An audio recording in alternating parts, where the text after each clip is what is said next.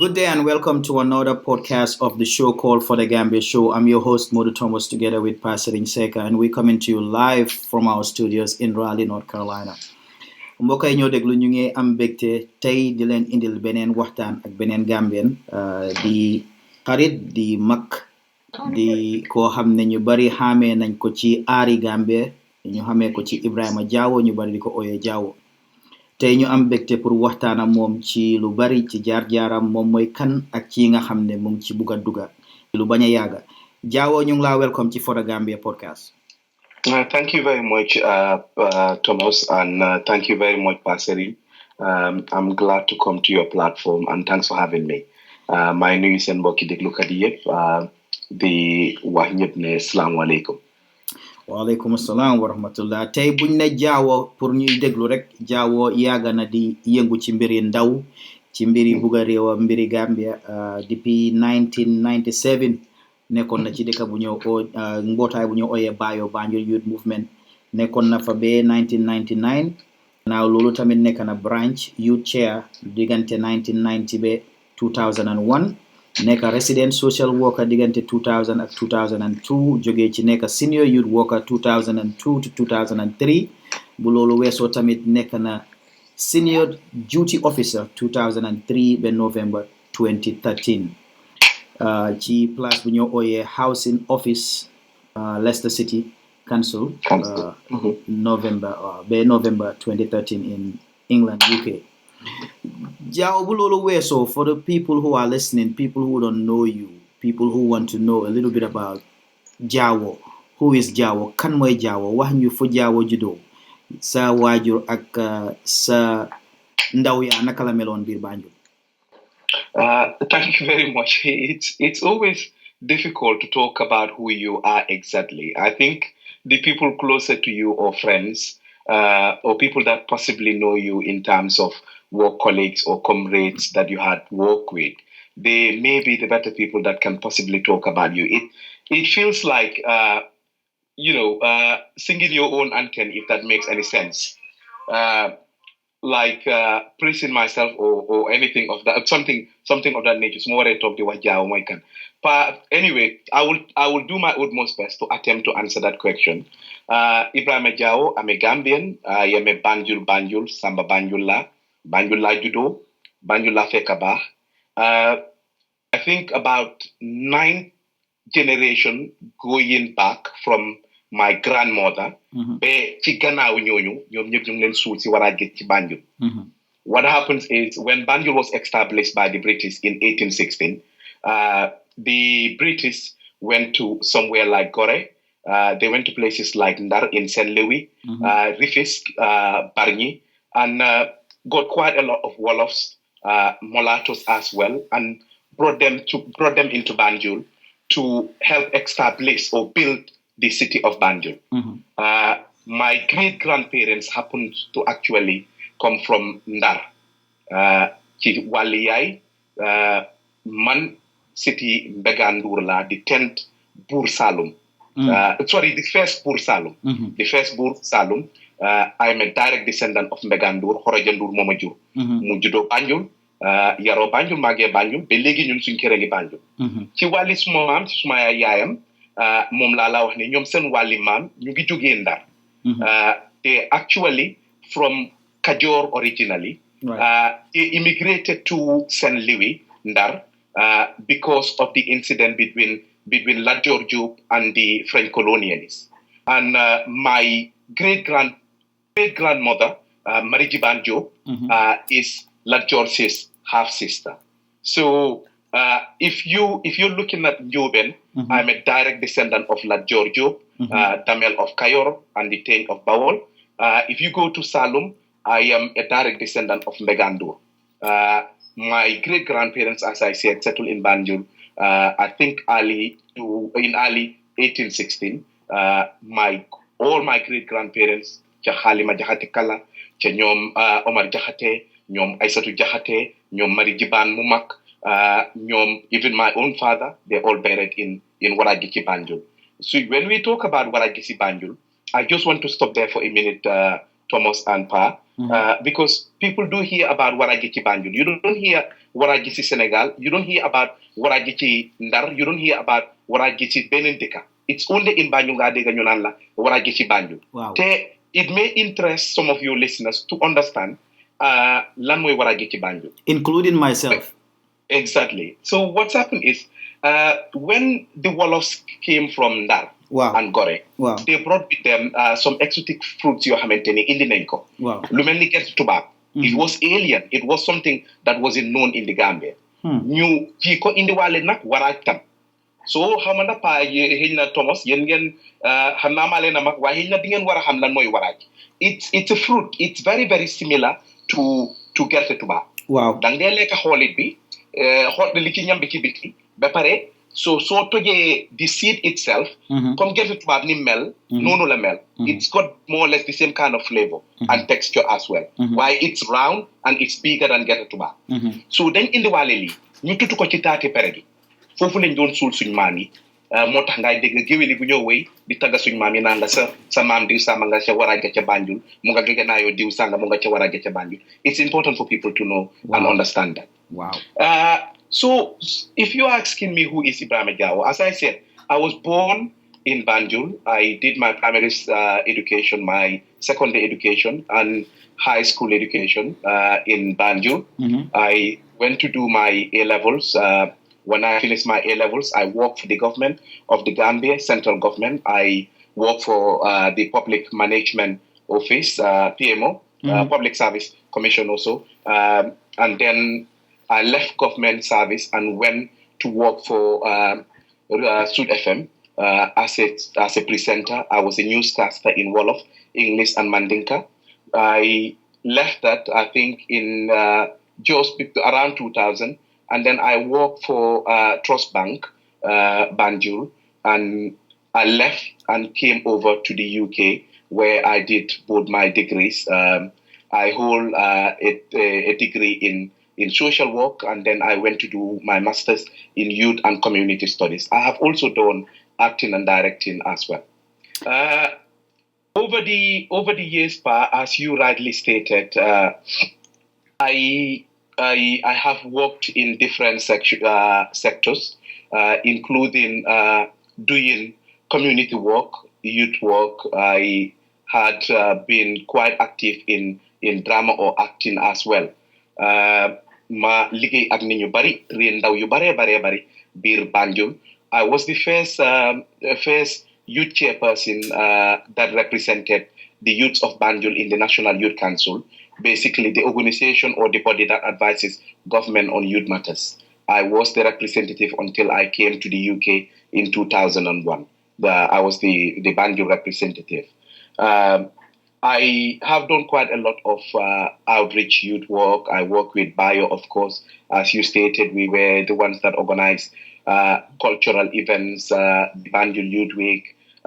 We organized the Nawetan, anything to do with sports development and that kind of stuff. I was the Secretary General for many, many years in Banjul. When I came over to the UK, I thought of bettering myself academically. And as I said, I did a HND in acting and directing because it was a passion and an area that I wanted to develop on. So I did HND, then went to do my degree. And then when I finished, I did a master's and I graduated in 2007 after getting a master's in youth and community studies. So youth work is still, and community work is still like an area that's very, very close to my chest. I am married with kids. I have over the years worked for different sectors as well in the United Kingdom, but mainly the local authority, which is the City Council. I was a duty officer for a number of years, but prior to that, I was a social worker. I've worked with excluded kids and families that are socially excluded. When I left that, I worked for the council again in the housing section, dealing with homelessness. When I finished that, I went to housing options, where I am still working as a housing officer, dealing with issues around homelessness still in the headquarters, in the council's headquarters, dealing with investigating homelessness, working with families again, and sorting out quite a lot of ranging issues in terms of housing development and allocation of houses to families that go onto our housing register. In 2012, I got called onto or appointed by the judiciary as a magistrate. I am the first Gambian that got appointed here in Nottingham as a magistrate, and I have been on the bench from 2012 up till now. But awesome. Just to quote a long story about kan mo Ebrima Jawo foog naa loolu dina doy. Suma papa Demba Jawo la tudda, suma yaay Khorija Ndour. My father is actually from Fuladu, waaye Banjul la jàngee foofu la takkee suma yaay ñun ñëpp Banjul lañ juddoo. Suma papa tam is a descendant yaayam ci famille Kumba Wudee Balde mi jur ñoom Alpha Molo foofu la jógee. ñu ngi suma papa mu ngi originally jógee Bansang, waaye suma yaay ak sumay maam ci suma wàlli yaay ñoom Banjul lañ fa lañ juddoo fa lañ màggee fa la suñ kër nekk ba fu ma toog nii di wax ak yow. jërëjëf Jawo baax na nit xam boppam xam nga sa boppa jërëjëf ci kàddu yooyu noonu ñu dugg rek ci biir waxtaan bi buñ ne Jawo Gambie ñu bari ñu ngi la xamee woon ci mbiri aar bi aar bi tax na ñu bari xam la ñu bari soppala ci nga am ci ay fan tey aari Gambie ak démba yéen seen jamono ni meloon ban différence nga gis ak naka la meloon yéen bu ngeen cee dugga okay aar bi ñun biñ cee dugga I think the love of doing it moo ñu ci yóbbu woon if you look at it man I think I didn't tell you I think I told you I'm an actor, but I'm a poet as well. I'm also a historian.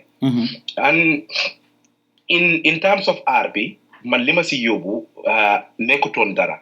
I thought it can be kind of a vehicle that I can possibly use in order to be able to enlighten or disseminate certain issues you xamantene it's important for the community or for Gambians to know. So that's the reason why I took up acting. And I took it up at a very, very early age, from my primary school days, the Madan Act, Neka, for that time, Commonwealth, Silako, Fufula started Yefi acting.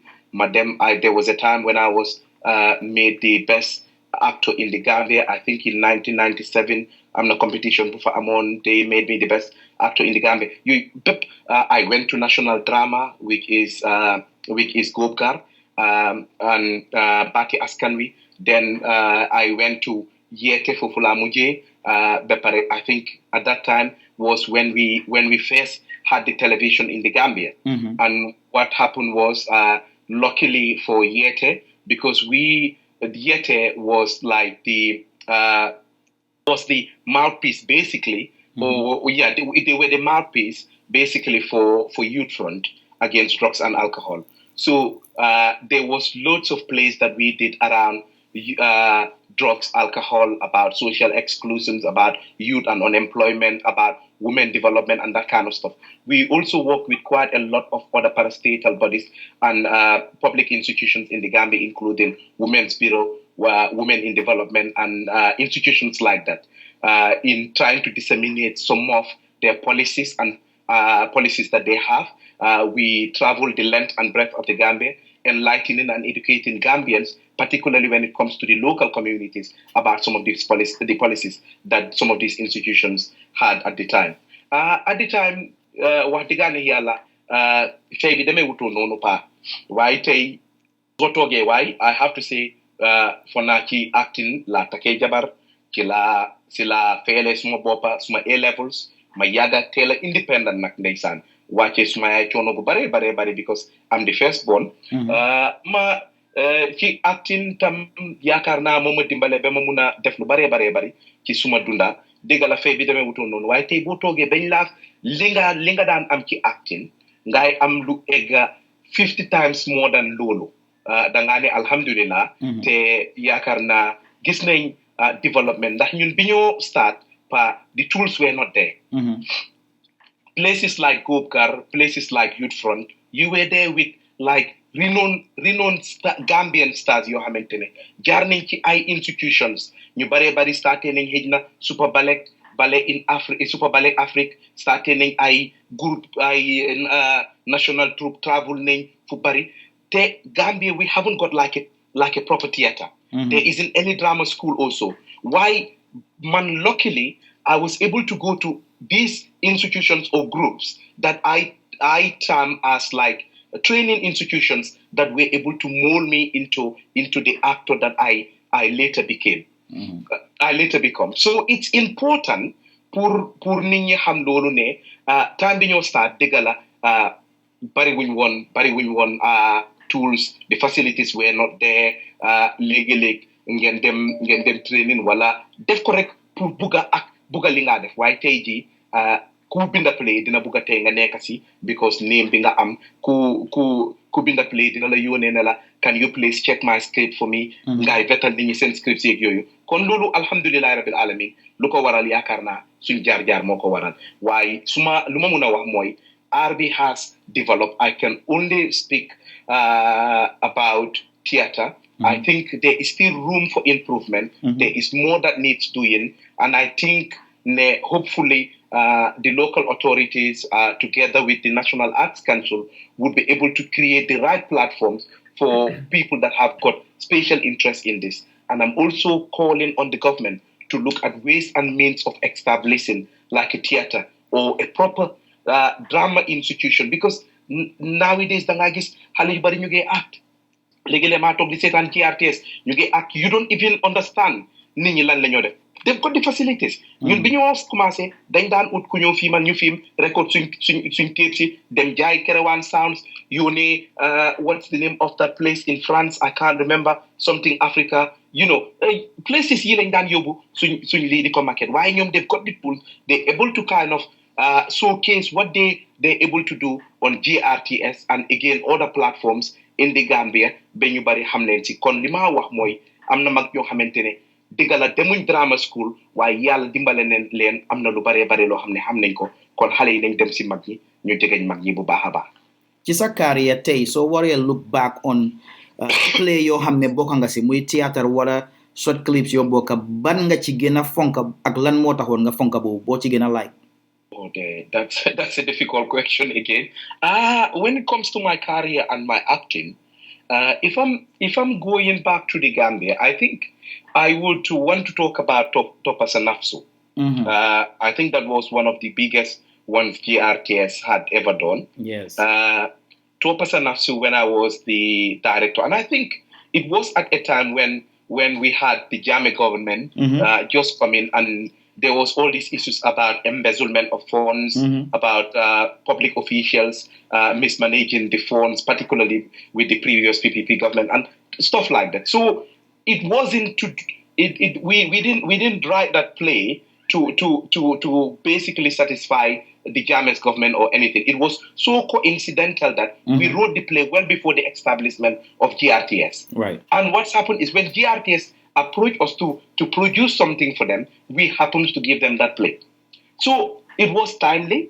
Play la bo xamantene I was kind of the main character, I think. Nga end up fofu nonu dem di olbateku di tëddaa xale yu jigéen ñi di leen biiral dem di party nekk in a public institution comme li ma wax drama nit daf ko xool seetaan théâtre mu am loo xamante ne moom la say jàngee nga xool dara gis ne lii de kii dafa mel ni li moo wax man la moo wax nga gis xale bu ndaw boo xamante ne ci play boobu mu ngee dem school faalewut loolu ulbateku na ba gis e sugar daddy koo xamante ne mu ngi koo jël di ko shower with lots of gifts ak xaalis ak yeneen yóbbu la teg la ci place boo xamante ne egguloo fa yaaxa sa ndaw yaaxa sa school ba pare ulbateku bàyyi la fa yu mel noonu yaakaar naa social issues yoo xamante ne we have been talking about it. I mean, sometimes you would have government policies talking about teenage pregnancies and talking about girl child education and stuff like that. But it's important if people are able to mirror themselves and watch plays and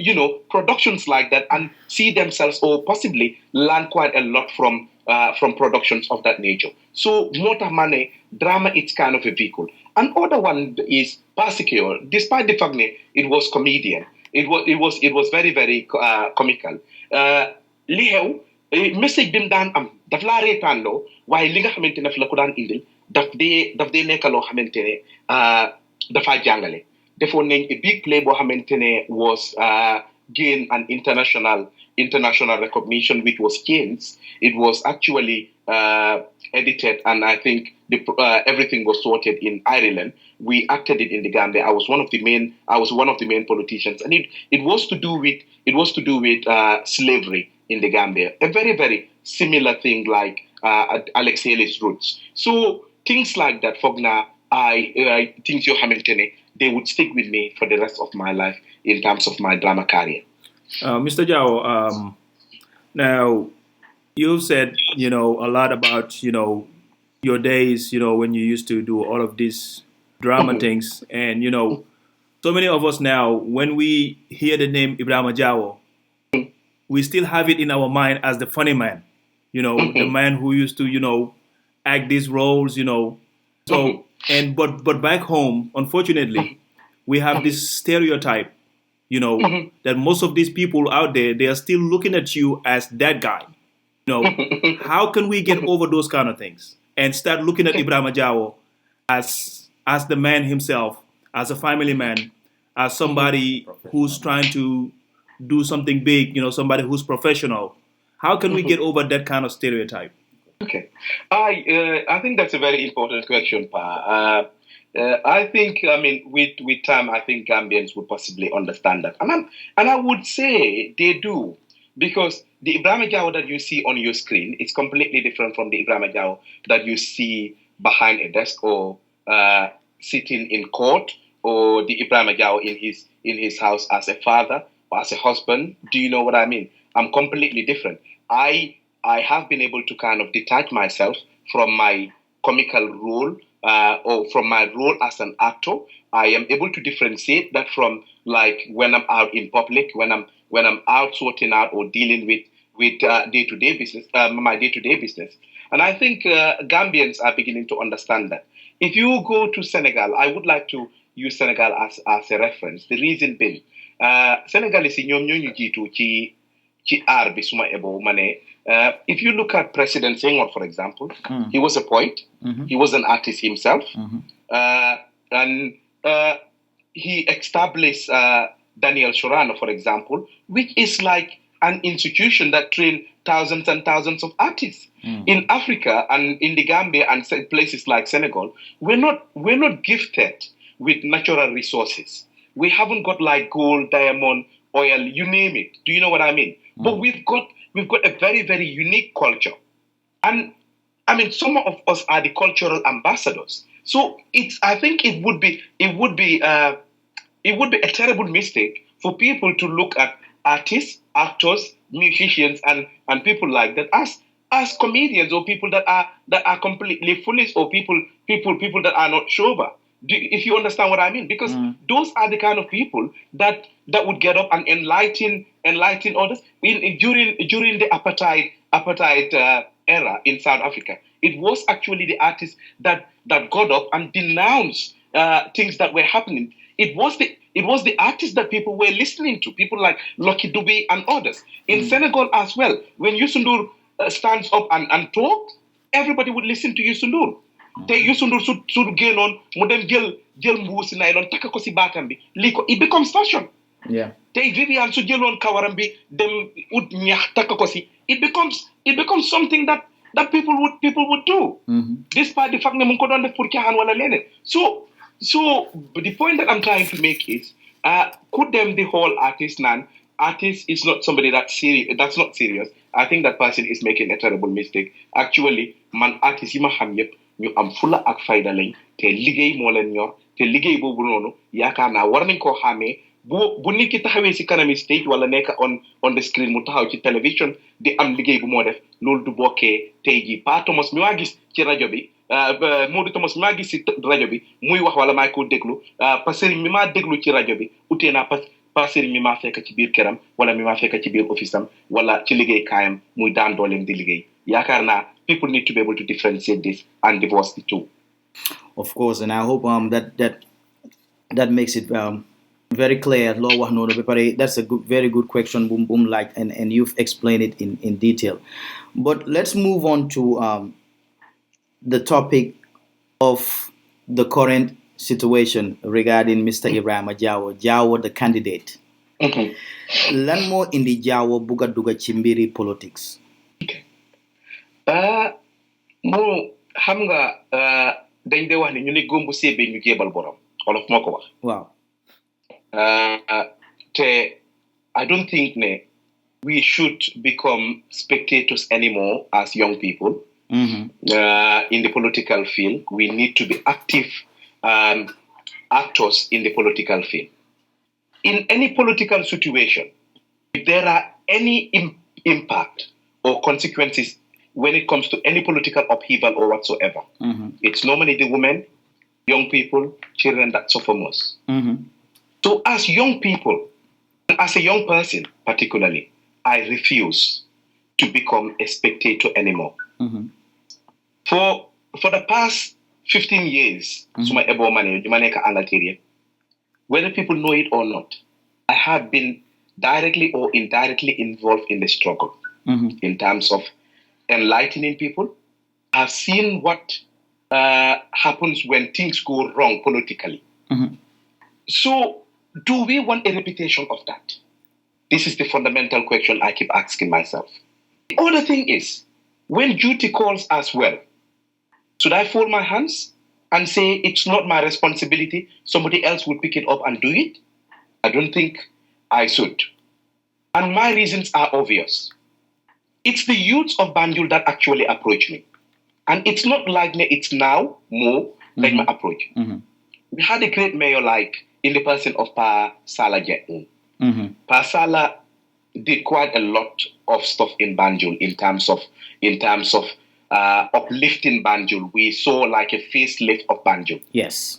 Banjul developed during his short tenure of office. Yes. As a Banjulian, I believe he should have been given another opportunity to accomplish his task.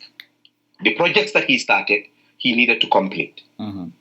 So the youth of Banjul said they either wanted Pa Salah Jang or they wanted me.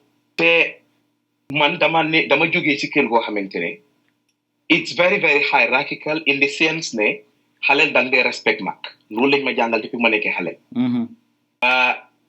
ma xam ne man du ma xëccoo ak pa suma mag la suma kilifa la ndax rakaam yi sax ñoom ñu baree bari ñoom a mag maa ngi dëkk Angleterre fii ak ay rakaam yi ñu ngi liggéey maa ngi liggéey ñoom ak yooyu so we approached Pa said he is not able to do it because he did. Te ñëpp xam nañ ne nga nekk Europe or nekk in America or anywhere else in the diaspora, you settle, you establish your family, you uproot yourself and go to the Gambia or go back home to wherever you've come from and want to contribute, and then there are bureaucratic bottlenecks yoo xamante ne yaa ngi ko face with challenges yoo xamante ne every door boo koŋ-koŋ pour ibi ko ñu fata ko particularly when the political platform is not level. So as a matter of fact, he said he's already done it before, and he's contributed the little he was able to do for us as dwellers of the city of Banjul. So Filudne, he is able to rest or do the same thing. So it's now either you talk, or you utal you kenen ko xamantene would either be imposed onto us as Banjulians, wala ñu am somebody ko xamantene ñepp xam nañ fu ma waxee without naming names ko xamantene would not even be able to represent Banjul. Because as the mayor of Banjul, you're not only the political figure, you are the image. You're also kind of the ambassador who should be getting up. You need to have contact. You need to be a good orator. You need to have policies. You need to have ideas. You need to be able to kind of knock doors and make sure that, I mean, when things are not right as well, you're able to get up and stand up and challenge the status quo. This is what we need.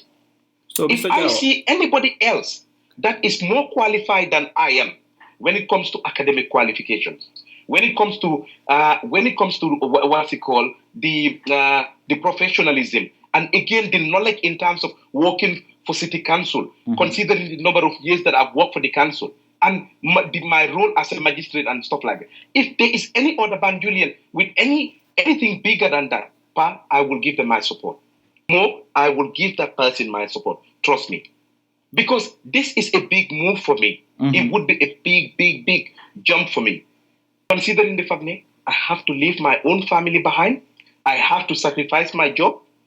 It's not the pay. It's not anything to do with that. Man, I believe I'm a Banjulian. I believe in satisfying and making a difference in people's lives. ever since when I was young, li ma daan bëgg mooy taxaw dimbali nit ñi. As a youth worker, as a community activist, as an actor, these were things that I'm quite passionate about this, and these are things that I always love and enjoy doing. It's nothing to do with politics. Yeah, but I don't see myself the, as a politician. the elections, I see myself as a community person. The elections are right around the corner. When should we expect Jawo to be in the Gambia campaigning? The elections are not until in 2018 more. And what happens is that's the mayoral elections. But still, that's right around the corner. Not very far. Yeah. When you talk about campaigning, you don't have to wait for months. Yeah, I'm actually making modalities, working on the modalities rather, to go to Banjul, and that would be very, very soon. When I say soon, it's very, very soon, Pa. Okay. Very, very soon. Plans are on the way for me to go to Banjul, gauge what work has been done on the ground, set up committees where need be, organize focus groups and things like that. And then, because what happens is we've got the parliamentary elections that are coming in weeks. Mm-hmm. I need to be there to support some of the parliamentarians in Banjul that I believe have got the same kind of ideologies with me in terms of uplifting Banjul, putting Banjul on that wall map of cities that people need to cherish. Dëkk yoo xamante ni réewi teer leen, because Banjul dëkki aada ak cosaan la. We have got a lot to offer. Mm-hmm. If you look at our housing situation in Banjul, properties, nga xool kër yi niñ mel, Pa ñu ngi foofu ay kër cosaan yoo xamante ni kenn defu fa dara, kër yaa ngi yaaxu. Pa nga xool tali yi, the sanitary conditions, kër yi sax pour ñu am wheelie bins comme fu ñu mën a def seen rubbish bi, it's a problem. Mm-hmm. Nga xool our educational establishments in Banjul. But the whole, even the income generating set up things that we have in Banjul. I hotels in Banjul. Mansuma, I used to work in tourist markets. He had her own shop. The whole, the issue with the ferry, for example. These are issues you have maintained. I feel the city council need to be supplementing the government's efforts in making sure the city dwellers or the citizens of Banjul have got a better life. Because Banjul, man, suma demee holidays, si kër gi laay nekk dafa mel ni nekkuloo si city. 4 o'clock bu jotee ñëpp dem. Bu njëkk bi nit ñi dañ daan yàkkamti pour ñëw Banjul. Loo daan ut biir Gambia, feeg ñëwuloo Banjul doo ko am. We've got places like Gamtel, for example, the Tingi is there, their headquarters is there. You've got Ports Authority. You've got all these massive parastatal bodies. What are they doing for the citizens of Banjul? How many Banjulians are working in those places? How many of our young people are spending all their time, on the seaside with the dream of marrying a white woman also to come to Europe? Right. And how many of them have completed their education? What are we doing to make sure that we train our citizens? These are things you have maintained. Momadugal Chile. Now, if Mr. Jawo is elected as the Lord Mayor of Banjul, you've named all of these issues. How will you prioritize them? Which ones are more important to you? Which ones are the ones that you will look into first? And the list goes down. Okay. I think it's important to be very accountable. I intend to be the servant of the people of Banjul in making sure that the Banjulians are aware of exactly what resources they have coming in terms of rates that businesses, in terms of residency rates that people pay as well, all the city dwellers, bottom carry of them, they pay rates. It's important they understand, because as a Banjulian, how much money goes into that council. I don't know. How many Banjulians are aware of that? I think we need to create fora where we were able to sensitize and make people aware of Lyon collect fan la model. In the 50s and 60s, when our grandparents got up and demanded from the British no taxation without representation. It tantamount to that. You're asking me for money and you're not telling me where my money is going to go to. You're not even coming to collect my rubbish. That's getting accumulated. So it's important for the people of Banjul. You have seen Halisi fan la model. Lima buga moy, I want to be able to connect to people. I would use the media as much as possible. I would also create like committees where people can come in through their elected representatives. And I would also make sure that all these ward councillors have weekly or at least monthly surgeries in their local areas. If you're from Kampama ward, you need to be able to connect to your own people, and that needs to come to the to come to the mayor. The mayor needs to understand exactly some of these issues that are going. Lan la nit ñi buga yan policies lañ buga lan lañ buga seen gox yi ak seen area yi lan la ñu mën a def pour improve seen lives. These are things that we need to look at. One, the other thing is when it comes to youth and unemployment. I touch on that, and that's very, very close to my case. And empowering women, particularly economically, Lulu, it's something else. I want to see young Banjulians ñu train leen ndaw yi, because ñu bare tey jii yéen xam ngeen, you people are in the media. How many of our young people, brothers and sisters, are leaving the Gambia today and immigrating or going to trying to get into Europe through the desert, through the Mediterranean Sea, and how many of them are losing their lives as a result? How many of us have lived in Europe or in America, and we know some of the consequences that we were faced with before you legalized your status? So Gambia had the biggest number of brain drain when it comes to the number of Gambians yu jànga wala ñoo xamante ne tey génn nañ te waroon nañu mën a nekk ci réew moomu noonu pour liggéey. So ñooñu bu ñu leen traîner tey gi ñu am schemes yoo xamante ne mën nañoo jox ñooñu ay soft loans, work am ay credit unions, mobilize jigéen ñi dimbale leen yu mel noonu. Yaakaar naa loolu dina dem ndax soo dimbalee tey jii ndax ñun ñëpp xam nañ ne we've got an extended family system. Tey Modou Thomas suñu la dimbalee jox la loan nga set up a business boobu noonu tey jii you're self-employed nga dem tey jii boo ibbee a welding shop for example, wala tey jii nga am whatever a bakery or whatsoever des na si yow la nga bëgg ñu train la in that area, tey jii nga employ yeneen ndaw yu dëkk biir Banjul, yow tey jii dimbale nga nit, dimbale wuloo benn nit waaye dimbale nga a whole family. te family boobu mun naa include lu war a toll ci 20 nit yoo xamante ne ñu ngi depend ci benn nit boobu. nga ñëw ci suñu wàllu yoon yi tali yi, because that's Banjul is not that big. That helps with in terms of communication. If I wanted to travel from Tobacco Road to Afdai, I would end up getting really dusty. So Independence Drive, Fuleje Hegan, Fuleje Felenele, it's going to be difficult. Why tey waroon ngaa mën a jógee Tobacco Road nga jaar Imam Omar Sow continuer dem La Soif génn La Soif dugg Angle Sine laaxa dem Hegan jógee Hegan yaa nga biir Afdai. Why? Pour one lane, because of our poor road networks, loolu moo tax lu baree bari kër di pour nañ ni ñu bari ñu ngi feebar ñu ngi am ay dënn yu may teg yeneen loolu yëpp lu ko waral mooy comme road tali yu bon yeeg yu mel noonu. So it's important pour suñ dëkk bi ñu defaraat ko. Léegi when it comes to housing, yaa ngi gis tey ji ñu ngi build ay estates. Fii ay yaa ngi dégg ay Yaram Bamba yaa ngi dégg ay Mariama Kunda yaa ngi dégg social services ñu ngi bil fële tey Banjul we've got a vast land.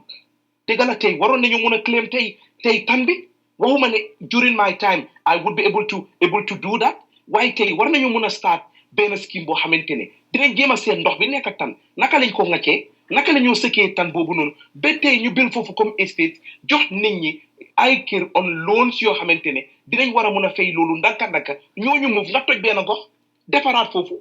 Lii are things yoo xamante ne xam naa ne eventually other mayors or other executives that are coming into Banjul war nañoo mën a work on things like that. Nga ñëw tey jii war nañoo mën a tey I told you guys, as you know, I work for the council. I've already started lobbying the city council of Leicester. The deputy mayor of Leicester is a very, very close friend. I think I will put that quite close to my chest for now. But I have got bigger plans when it comes to organizing cross-cultural exchange programs with other cities like Leicester, Nottingham, and possibly other cities in the UK. If I can possibly reach to other mayors or councils in the anywhere in the diaspora to help train some of our young people. I've also been talking to Demonford University, where I studied, where I got my degrees from, regarding things like this. Now, Mr. Jawo, I'm pretty sure that you have done your research and you have, you know, all the mayors that have been in Banjul before, starting from the late Khalifa Samba. You have the likes starting starting from Gaba Jahumpa. Yes. He was the first. He was the chairman. He was the first elected chairman of Batos Town Council. Okay. Then you go to Uncle Kelefa, Mr. Munde, and others. Yes, and you know the Antuman Sahos, Pasala Jengs, and Samba Falls. You know, what is it that you can take from these people that you can bring to the people in order for them to like kind of in order for them to take you seriously as somebody who can represent them? You know, what is it about these people that you think that you can do differently from them so that people can take you seriously? So if I understand your question, you're asking me what am I able to do differently from the previous mayors? From is the that previous what you're saying? mayors. Or what can I learn from what they did? Well, a little bit of both. You know, what is it that you have learned from them based on your research that you have done? And what is it that you will do, you know, in terms of you as being the mayor? Okay. I mean, as a young Banjulian, I can remember the days of Malik Law, for example. I can't talk about the other previous mayors. I may have been very, very young to remember their times in office. But I can remember Malik Law. From Malik Law going to James Cummins when Samba came. We had Antuman Saho, Pasala, and then Laiba presently. I can remember them very well, and some of the stuff that they do. I've got a special liking for Pasala. The reason being, he was a great listener. He was able to connect to the people of Banjul, and I would like to implement that. I would like to work on that and even improve whatever he's done before and do it even greater and better. Somebody like Samba, when I was the Red Cross chairperson, Samba had like open door policies. Anybody in Banjul would be able to get up and go to his office and then speak to him about your concerns and stuff like that. I think it's important to create that open door policy where the citizens of Banjul are able to approach you and again understanding the real issues that affects our society. I spoke to you guys about organizing focus groups. I think considering the dynamics of Banjul, it's important to organize these focus groups. Nga am group bo xamantene jegi la, nga am group yo xamantene ndaw yi la, group bo xamantene mag ñi la, group bo xamantene góor ñi la. We may have similar issues, why they may still be different. And we also need to understand the fact that when we are within our own comfort zone, time bobu la nit ñi dé mëna express sen bop ak yeneen. Té bo oyon wa Banjul yépp, nga né té dama o wa Banjul yépp ci meeting. Ku nekk moy génné li bëgg wax. Waaye tey suma oyon né tey journaliste la o. Yow pasering di nga ñëw, Modou Thomas dina ñëw, di nga xamné li suma area la, li ñoo laajte wala liñ ma laaj li la. Am I making sense? Yes. Nga am lu mel nonu. Tay nga o jigéen ñi comme li ma wax, some of their issues may be quite related. It may cross different sectors or boundaries. Why it may still be different. Tay bo oye, for example, nga o xale yu jigéen ñi nga xamantene, let's say liggéeyuñ. Their issues may be similar to góor ñi nga xamantene liggéeyuñ. Waaye mun na am xale yu jigéen ñi nga xamantene liggéeyuñ ñi ñu ngi am doom wala seen jëkkër yi amuñ doole, ñooñu mun na am cultural issues moo leen baa bi mënuñoo jóg pour uti liggéey. Xëy na mun naa am ne mënuñ woon a eggali seen education ndok dal na leen wala leneen. Te they may be more comfortable in speaking in their own corner foo xamante ne they are there with people that have got similar experiences. Am I making sense?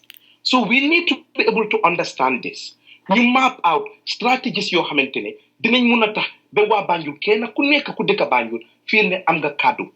Either through your local councillors, one thing I would encourage and do if I am elected the mayor, I would make sure that the ward councillors have regular, when I say regular, I mean regular, ward meetings or surgeries in their own wards. When you come, it takes like that. I work for the council. If somebody's got issues with housing, they go and see their local councillor and make a complaint and talk about issues and barriers or problems that they've got with the housing, for example. If somebody is not able to access the medical stuff in terms of medical treatment or anything, and they believe that the councillor or the MP is able to help, they go and see them. That's what those representatives are there for. We're not there to get fat salaries and travel abroad or travel attend meetings and get our audiences paid and stuff like that. We're there to represent the interests of the people. It's something that I would make sure I do, is make sure that the people realize we are their elected representatives. We are not their mansas. We are not their bulls. We are not their queens also. We are their servants. We're there to do services for them. We are actually their servants. Mr. Jawo, like you said earlier on, I mean, running for public office, it's a big thing, and you're going to be making a big move going back to Gambia. But it also comes with some things. Things like you're going to have people who are going to start alienating you. They will not want to have anything to do with you anymore because you're running for public office. And you will have your private life start being exposed. How do you plan on dealing with these kind of things? Life itself is full of challenges, Pa. Nothing in life is easy. And I think I've lived a life of a public person. You get your life scrutinized. Even if you say ha, people would go and say he says ha ha ha. Where you go to, you need to monitor and stuff like that. Who you talk to, your dealings with people and all of those things. I think I lived that life from when I was very, very young. I think from my school days. Because Gambians were not used to having, how would I say it? I don't want to say it and sound like I'm trying to beat myself up. Like, not celebrities, like public figures, people that they get to see on the screen and things. Am I making sense? Here? So I've lived that life in the Gambia, and I know what it's like. Even here in the UK, people get to recognize you in the role and the public role that you do. And so whatever comes, you need to be able to kind of deal with that. And you need to be very, very honest to yourself and make sure you don't have, I wouldn't say anything to hide in your life, but make sure that you are as open as the word itself, as open as a book. And make sure you surround yourself with people that have got similar ideologies with yourself. That's also very, very important when you assume a public offices like that of a mayor. But basically what I want to say is I am bracing myself up for it. I know it's not going to be easy. I know I had always been very, very careful from when I was very, very young. As soon as I entered the public domain, I know who I was and things that were expected of me and stuff like that. So luckily, Alhamdulillah, I had that training already. I don't think I am perfect, but I will do my utmost best. And I don't mind being scrutinized, and I don't mind being criticized at all, but make sure it's something that's really constructive. That's the only thing. And as I said, I will have an open door policy. If people approach me or want to make inquiries with the availability of time, I will of course come to them, and I will be as open as the word itself. I will always do my utmost best and make sure that I don't have anything to hide.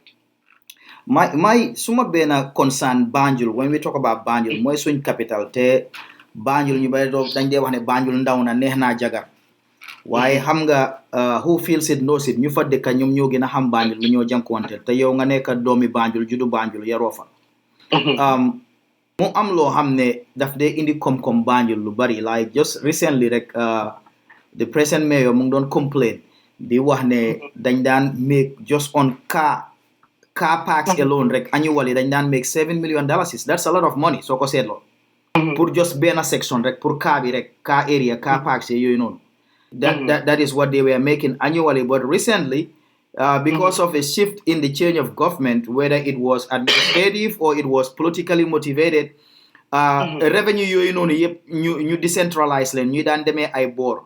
GRA Gambia Revenue Authorities ñu mujjee di def collection yi di jël comme like hotel yi di jël instead of loo xam ne council bi city council baa ko daan jël ñu jox ko GRA nga am Gambia Tourism Board GTB ñoom itam ñu jox leen seen waala even GRA sax dem di jël collect like shop owners yi loo xam ne city council baa ko daan jël GRA jël doo di jël loolu noonu yow tey bu ñu la defoon mayor lan ngay def pour delloowaat doole boobu si city council bi pour revenue bi di mun a am di des ñu mun a def seen liggéey man si area boo xam ne bugga naa faa gis développement mooy suñ tali yi tali yi niñ jegee kër yi ba pare gota yu bari tamit they are uncovered feebar bi daf dee bari te ñu bari ñun xam nañ Banjul léegoo-léeg nga bugg a toog si biti yaa sañ ay njaboot fiixlu waaye yaa ngee toog si biti foo xam ne gota yi booy romba head bi rek na la gaañ ba pare yan sarta ngaa jël pour change lu nekk nga organise ko pour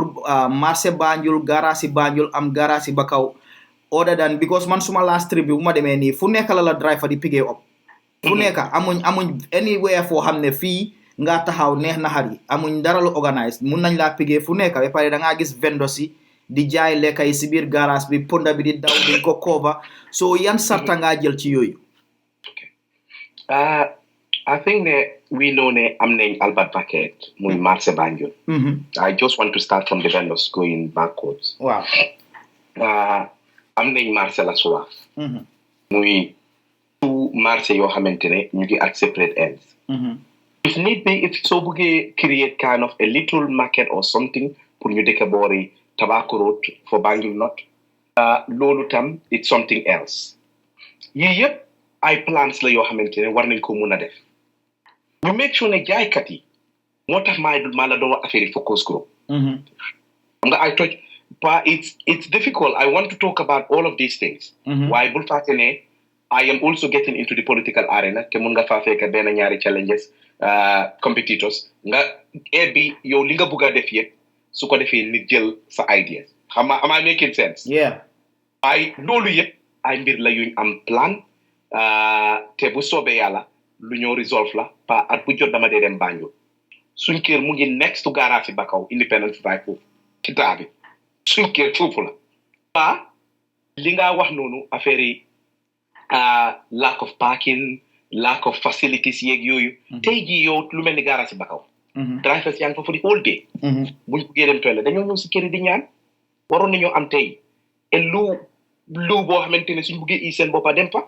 ñu ngi liggéey foofu seen liggéey kaayul yaa ngi fa liggéey from 9 o'clock ba 12 o'clock si guddi wala God knows yu mel noonu jaaykat yi nañ leen amal ay proper stalls areas yi nga xamante ne ñooy pa yi yëpp duma ko mën a wax in public su leen maa dama bëgg a reserve loolu for obvious reasons suñ waxee affaire tali yi tam fo naa toj naa on loolu tali yi it's key pour ñu make sure ñu develop tali yi waaye am nañ ñaari marché yu mag for now amun nañoo xool plans ñu jéem a seet naka lañ créer leneen naka lañ dimbalee jigéen ñi nga xamante ne ñoo jaay tey da ngaa dem gis kuy jaay ay kaas ibi continue teg ko ci tali tey comme li nga wax GTA ñu ngi collecté revenue si when it comes to yow comme li nga explain yaa ngi am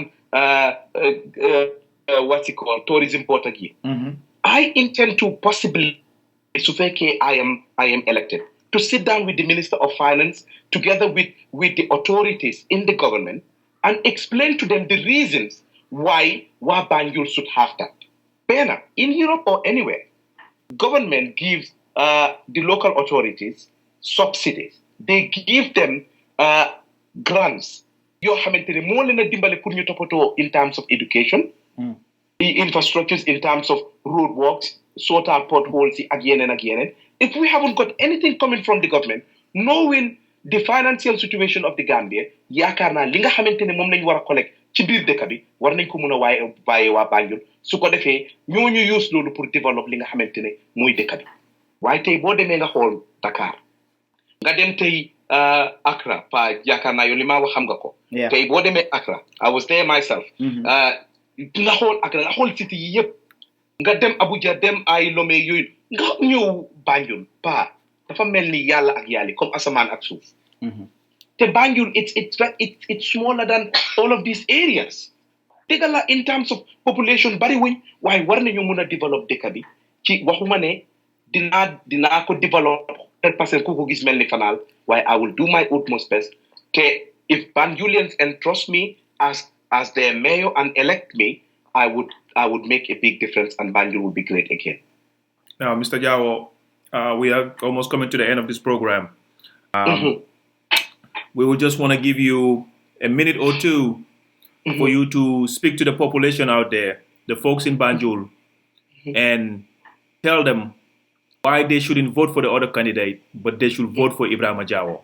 What is Ebrima Jawo offering them? Why should they vote for you? Fellow Banjulians, I'm a Banjulian like yourselves. I'm based in the United Kingdom. I have been here for a good number of years. I have been approached by some of our young people from Banjul to contest for the mayorship. I would suggest or ask you guys to give me the opportunity to serve you as your mayor, to show you what I am able to offer to our great city, Banjul.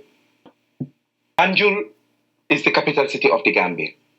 As a Banjulian, I no longer feel that our city had that great touch that it had years ago.